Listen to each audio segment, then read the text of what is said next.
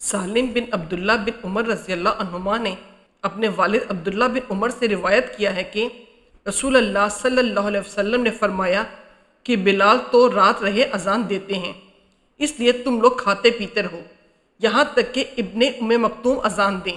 راوی نے کہا کہ وہ نابینا تھے اور اس وقت تک اذان نہیں دیتے تھے جب تک کہ ان سے کہا نہ جاتا کہ صبح ہو گئی، صبح ہو گئی۔ صحیح بخاری حدیث نمبر 617۔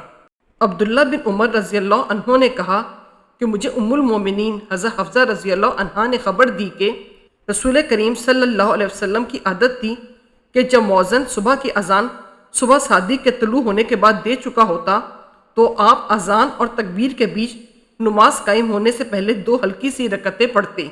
صحیح بخاری حدیث نمبر 618۔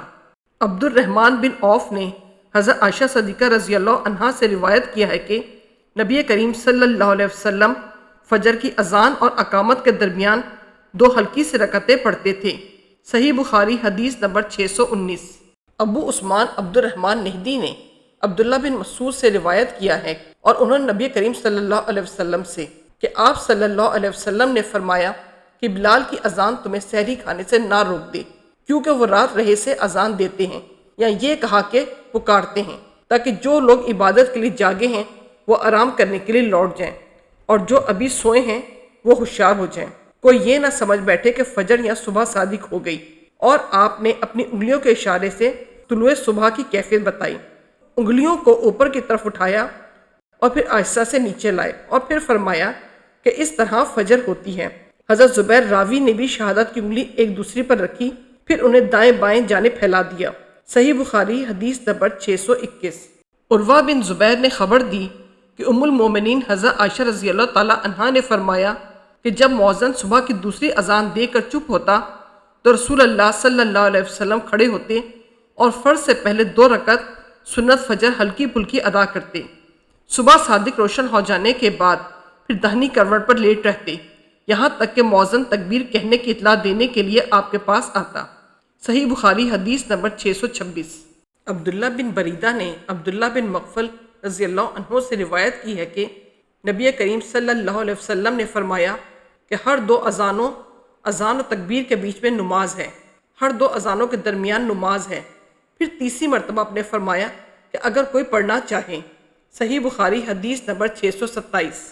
معلہ بن سعد اسد بصری نے بیان کیا، کہا ہم سے وہب بن خالد نے ابو ایوب سے بیان کیا، انہوں نے ابو قلابہ سے مالک بن حویرث سے کہا کہ میں نبی کریم صلی اللہ علیہ وسلم کی خدمت میں اپنی قوم بنی لیس کے چند آدمیوں کے ساتھ حاضر ہوا اور میں نے آپ کی خدمت شریف میں 20 راتوں تک قیام کیا۔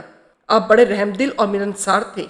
جب آپ نے ہمارے اپنے گھر پہنچنے کا شوق محسوس کر لیا تو فرمایا کہ اب تم جا سکتے ہو، وہاں جا کر اپنی قوم کو دین سکھاؤ اور سفر میں نماز پڑھتے رہنا۔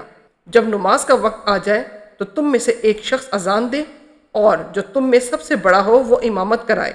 صحیح بخاری حدیث نمبر 628۔ حضرت ابو ذر غفاری رضی اللہ عنہ سے روایت ہے کہ انہوں نے کہا کہ ہم نبی کریم صلی اللہ علیہ وسلم کے ساتھ ایک سفر میں تھے۔ مؤذن نے اذان دینی چاہی تو آپ نے فرمایا ٹھنڈا ہونے دے۔ پھر مؤذن نے اذان دینی چاہی تو آپ نے فرمایا کہ ٹھنڈا ہونے دے، یہاں تک کہ سایہ ٹیلوں کے برابر ہو گیا۔ نبی کریم صلی اللہ علیہ وسلم نے فرمایا کہ گرمی کی شدت دوزخ کی بھاپ سے پیدا ہوتی ہے۔